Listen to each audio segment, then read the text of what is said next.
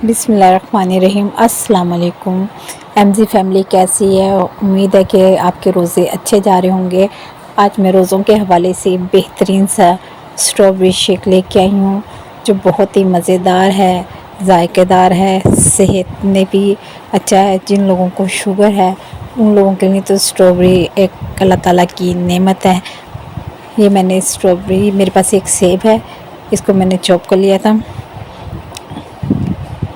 मैं अब चीनी है मेरे पास, 4 से 5 चमचे चीनी है। ये स्ट्रॉबेरी मैं शेक करूँगी। सारी स्ट्रॉबेरी मैंने साफ़ करके धो के चित्र मिक्स कर ली थी। चीनी भी मैंने डाल दी है, साथ ही मैं सेब भी डालूँगी और दूध भी इसमें शामिल कर दूँगी। अब मैं अच्छे से इसको ब्लेंडर करूँगी ताकि ये अच्छे से सब चीज़ें मिक्स हो जाएं और अच्छा सा शेक बन जाए।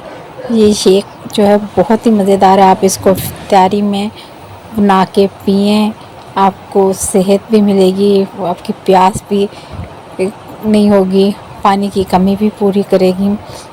ये शेक जो है बहुत ही मज़ेदार सा, इससे सेहत भी मिलेगी। अगर आपको मेरी ये रेसिपी पसंद आई है, लाइक करें, शेयर करें और दुआओं में याद रखें। अल्लाह हाफ़िज़।